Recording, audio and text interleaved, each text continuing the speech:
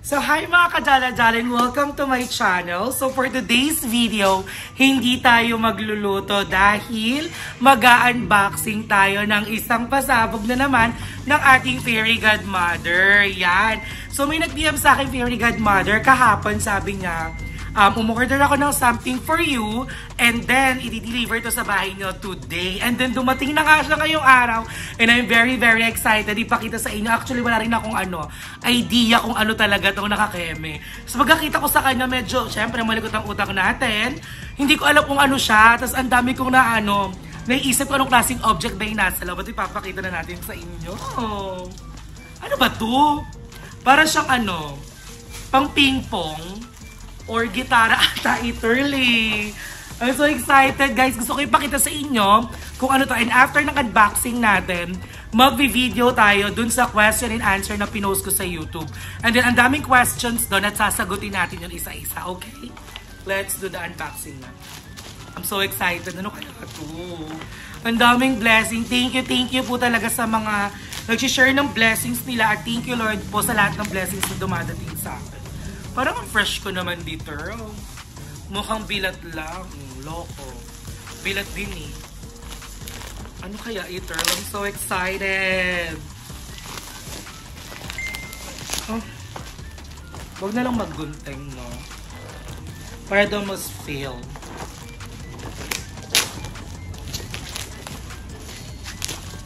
Bet mo yun, ginarag ko na lang yung balot niya talaga.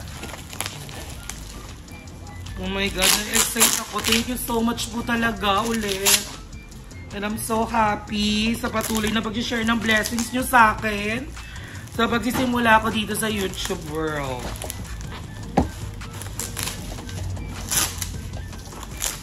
Let's make sure na hindi natin makakano yung kinesa.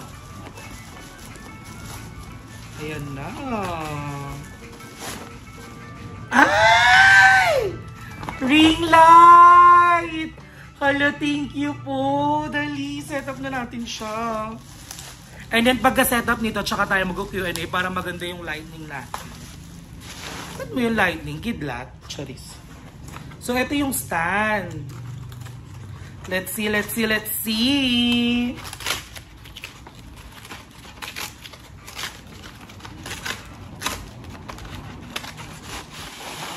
Ay, ang perfect naman. Thank you so much po. Hala, Kerry. Paano to? Baka masira ako naman kagad. Ayan. Hala, bet mo yun. Ayan, nakatayo na siya. And then, ikikembler na natin to. Hala, ang dami. Ang happy. May ring light na tayo pag mag-cooking show. Mas maganda na ang Gilaw car natin. Paano siya? So, kailangan natin to dito. Ay, ayun, ganon. Ganitis. Ay, nasira pa. Ayun. Tapos, ditis. Parang mali yung ginawa ko. Dapat pala, pinasok ko muna siya bago ko ginanito. Sorry na-excite lang. Thank you so much po sa fairy godmother and father and sister. Charot. So, ayan, masikip na siya. Parang natataasan pa siya. Ay, hindi. Ay, parang oo. Ay, parang hindi. Parang feeling ko pampasikip lang to eh. Ay, oo nga, wala. Pero carry na. Betis ba?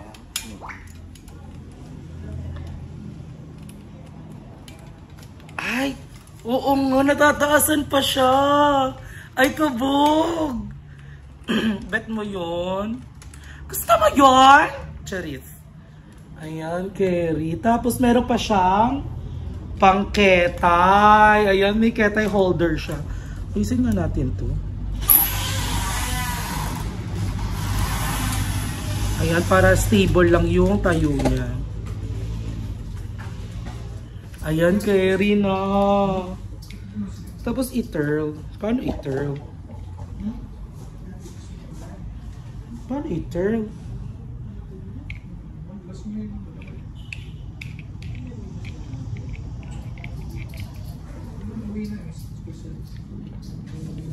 Ay, hindi. Ito.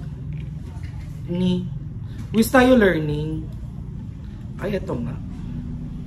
Ayan, tapos ilalak, sisikipan natin siya dito. Na-excite ako, bongga. Tapos ito ay detail. Ayan. So, ayan siya. Ganyan ang jigsay na niya. Carry. So, yan. Isasaksak lang natin siya, and then after nun, ang segment na natin ay yung Q&A. Thank you so much po sa nagbigay ng ring light. Maraming salamat po share ng blessings and more blessings for you as well. I love you so much and thank you so much mga darling. Q&A na! Mwah! So hi mga darling. So ayan, nakasetup na ang ating ring light. Makaka-fresh yung ilaw na ganito oh. Yung parang ilaw lang sa mga mall. Loko, makinis, walang pores, charis. So, eto na, hawak na natin ang mga questions ng sambayan ng Pilipino. Charot. Na mga dala-dalings ko dyan na gusto nilang malaman about me. At ang dami. Meron dito atang 25 questions yung isang comment niya, nakakaloka. At yun na yung nag-iisang Kuya Extoportahan. Aliw. So, yan.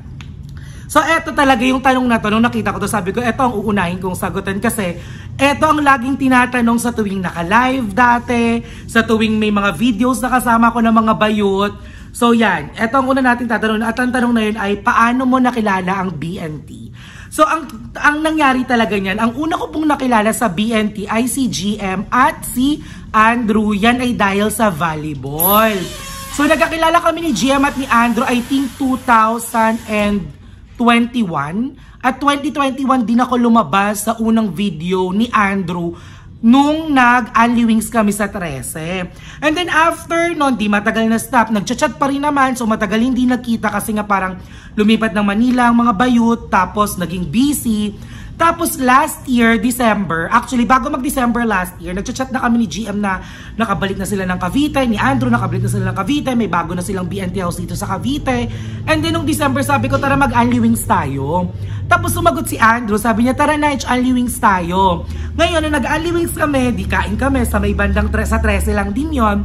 Tapos parang nag-chat, wala akong gawa nun. Sabi niya, sama ka na lang kaya sa BNT house. Kasi parang siya lang daw nandun, si GM, si Andrew at si Aye.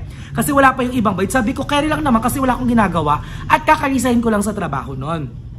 Tapos pagpunta ko doon, hindi nagkikita kami ni Aye. Nagkakilala kami ni Aye doon. So hindi pa kami kagad nag-uusap ni Aye. So parang hi lang, hello, channeling. Tapos yun na yung start na nung araw na nakita kami ng after nung Only Wings.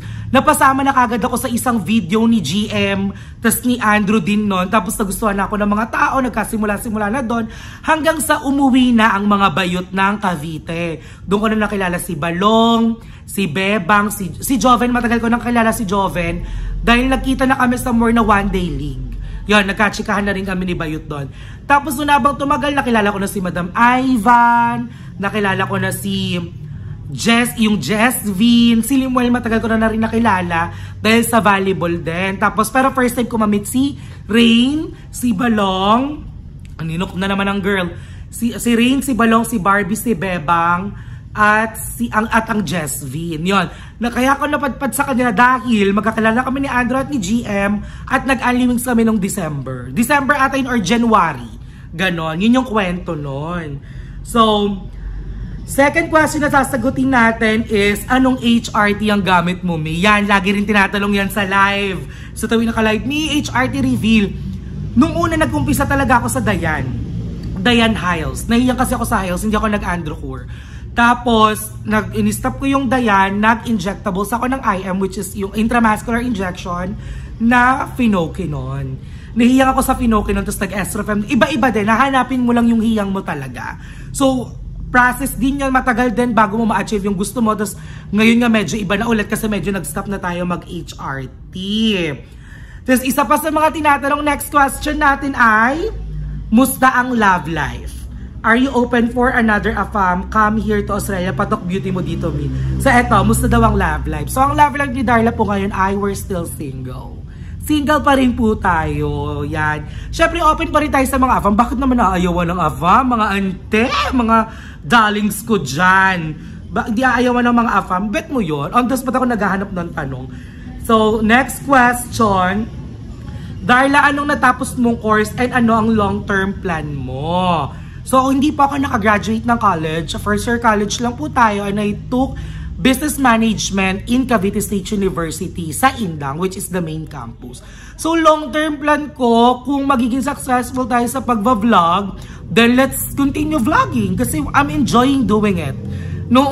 Talagang masaya ako na ginagawa ko to. Parang, giving happiness sa mga nanonood natin, mga dala-daleng. Tapos pag may mga nag-PPM sa akin na nabuo mo yung araw ko, napasaya mo na naman ako, ay, ang happy kasi may bago ka na namang video.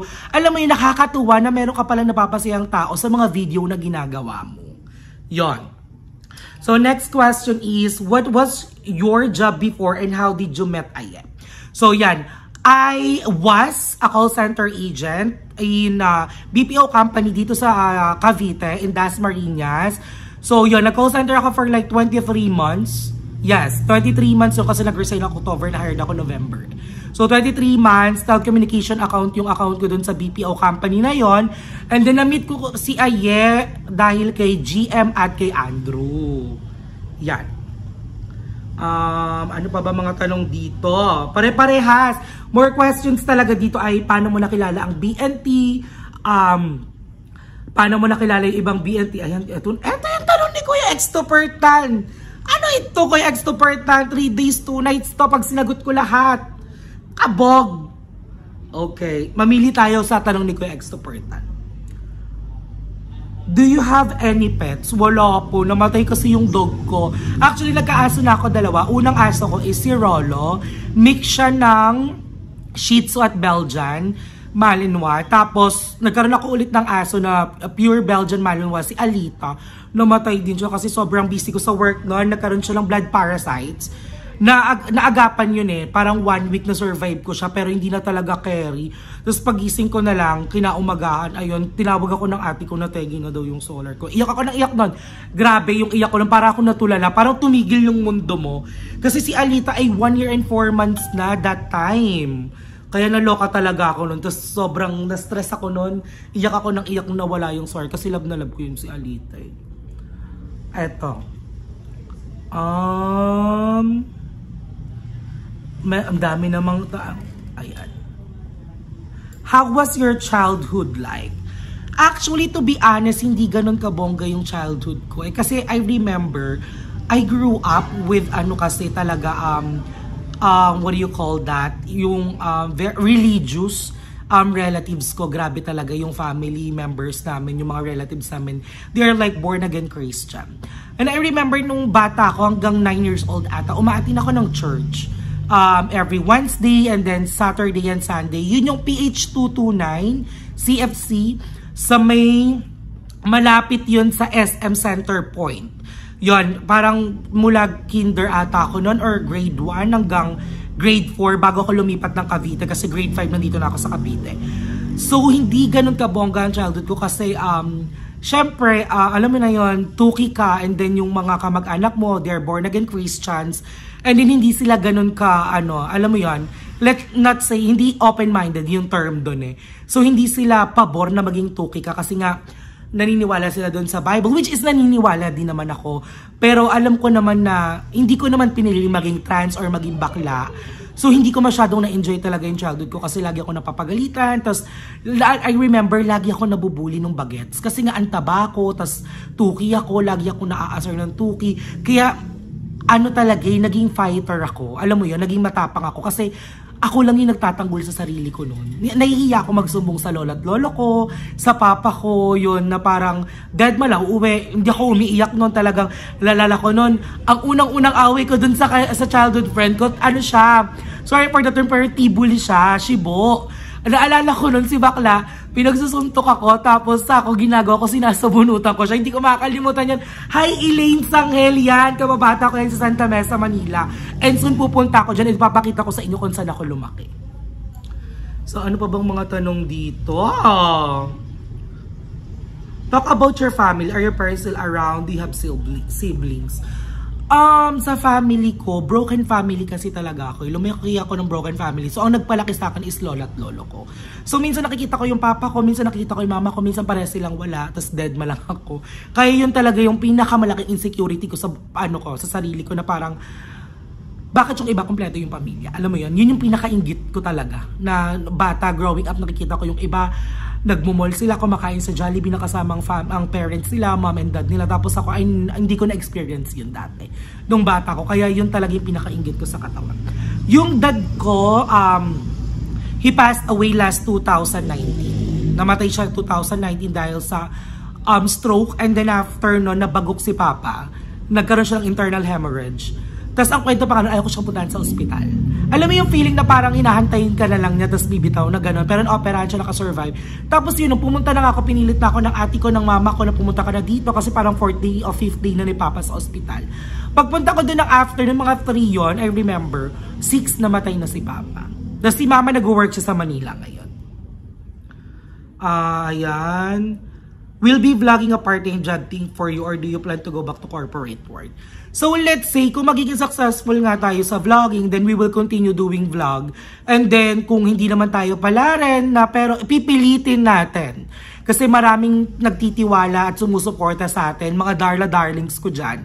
So talagang gagawin ko lahat. I will do my best para talaga, mapasaya at mag-video tayo at may ma-upload tayo everyday. Yun. And then, if not, yes, mag-work pa rin tayo sa corporate world. So, ang dami pang tanong. Ang daming tanong. So, I think, yun muna for now.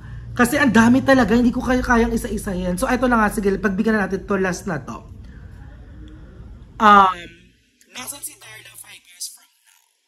I would say, nasa Philippines pa rin, pero successful na. Charan! Gusto mo yun? Confident ang girl? Siyempre, kailangan kung tatanungin ka ng gano'n, kailangan confident ang sagot mo, sabi mo, successful ka na. So, siyempre yun, gagawin natin lahat para maging successful. Sino ba ang hindi nag-dream or nangarap na maging successful sila one day, di ba? So, yun. Laban lang sa buhay. So, yun muna for now mga Darla Darlings at abangan nyo ang mga cooking show natin. And thank you so much for watching this video. And thank you so much ulit sa nagbigay ng ating ring light. Tignan nyo naman ang fresh ng girl dye. Uy! Charit. So yan, abangan nyo pa ang mga cooking show natin. At abangan nyo kung sino ang magiging guest natin sa ating magiging cooking segment mga Darla Darlings. And don't forget to like, share, and subscribe. And also panoorin ng mga video ng mga bayuts. Maraming salamat mga darlings. Mwah mwah.